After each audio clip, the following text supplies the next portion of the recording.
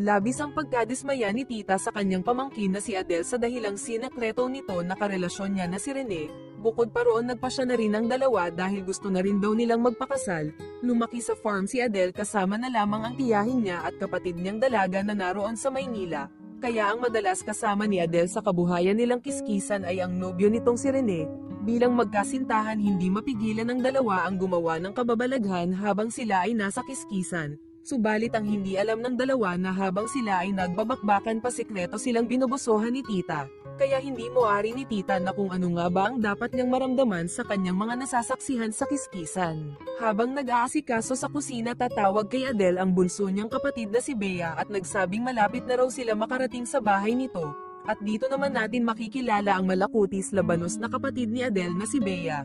Ang babaeng kasama naman ni Bea ay si Cheska at sinabing kaibigan niya lang ito.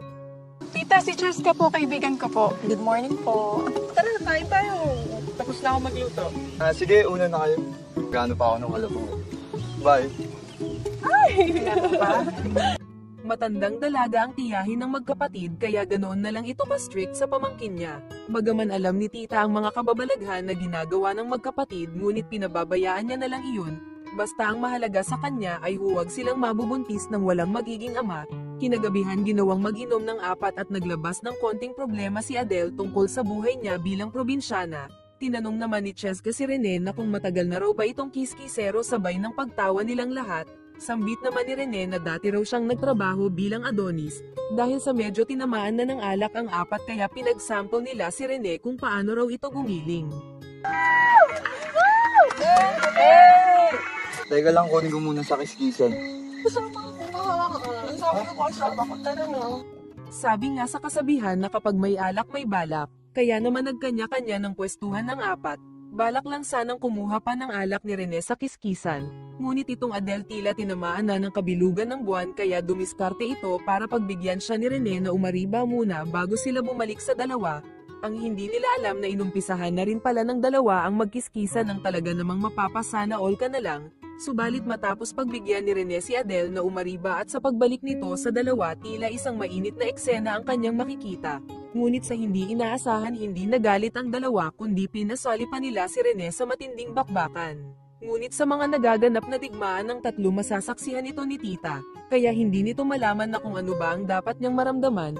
Kinabukasan tila ang mga naganap na kababalaghan noong gabi ay hindi na maalala ni Bea dahil sa sobrang tinamaan ng alak. Maging si Adele at tiyahin nila ay hindi na rin pinag-usapan ang mga nangyari.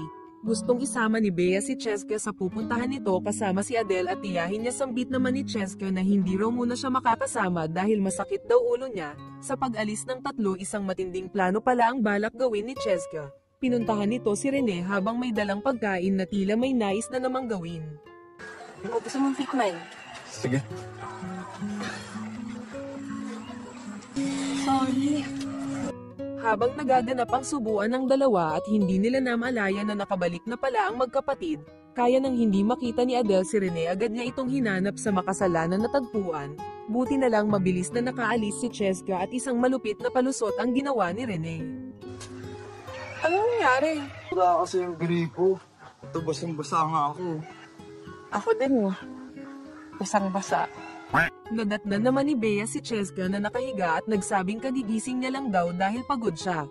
Ang hindi alam ni Bea na katatapos lang magpadilig ni Cheska sa lalaking magiging asawa na nga ng kanyang ate na si Adele. Sa gitna ng hapagkainan naglabas naman ng sama ng loob si tita sa pamangkin niyang si Adele.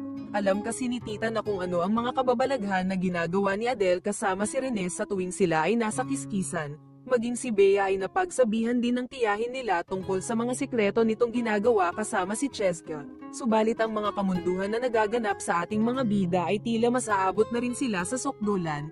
Yung tipong kahit pa ang magkapatid ay magsasabay na rin upang pagsaluhan ang lalaking dapat na para kay Eva lamang.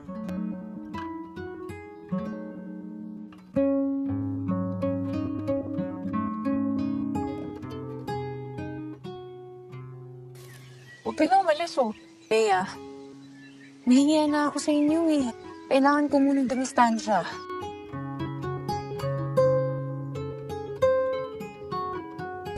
Ate, nakawala na naman ako sa sarili ko.